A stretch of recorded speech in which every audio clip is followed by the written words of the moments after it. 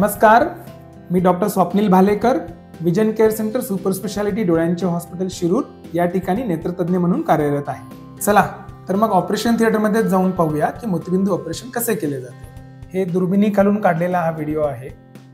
तर इथे आपण दोन ठिकाणी छोटे छोटे नाईफ वापरून दोन छोटी छिद्र केली जातात, जेणेकरून आपल्याला डोळ्याच्या आतमध्ये जे इन्स्ट्रुमेंट्स किंवा जे फेकोचे गोष्टी टाकायच्या आहेत त्या आपल्याला टाकता येतात।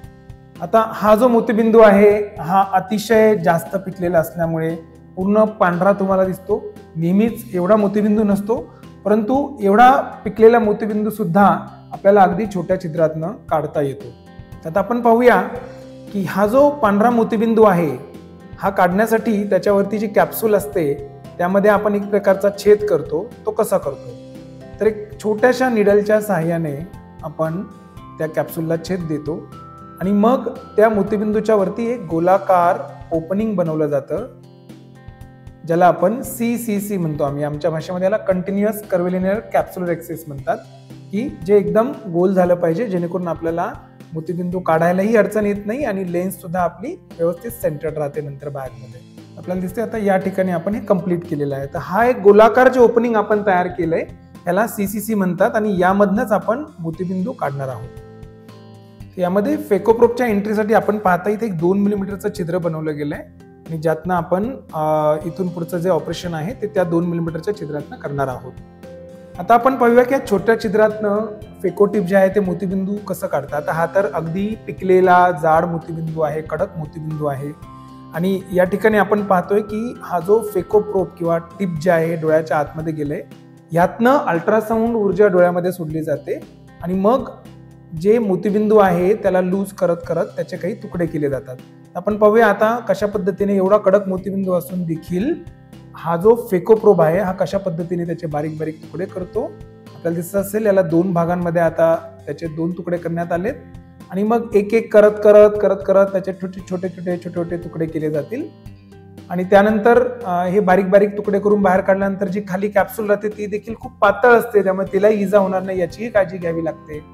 अशा पद्धतीने आपण आता पाहतोय की आपल्याला क्लिअर मागे लाईट आपली रिफ्लेक्ट होतीये, याचा अर्थ हा मोतीबिंदू जवळजवळ आपला 90% निघलेला आहे। शेवटचे 1-2 तुकडे आपल्याला दिसत आहेत ते देखील आपण फेकोच्या सहाय्याने काढून टाकणार आहोत। तर हे आपला मोतीबिंदूचा मेन जो कडक पार्ट असतो 90% आपला ऑलरेडी आता आपला काढून झालेला आहे। आता या 2 छोट्या इन्स्ट्रुमेंटच्या सहाय्याने आपण हे जे राहिलेले जे मोतीबिंदूचे फायबर्स आहेत, जे बॅग असते त्या बॅगमध्ये जे फायबर्स आहेत ते क्लीन करणार आहोत आणि आपण इथे पूर्णपणे ही लेन्स आता क्लीन करत आणलेली आहे।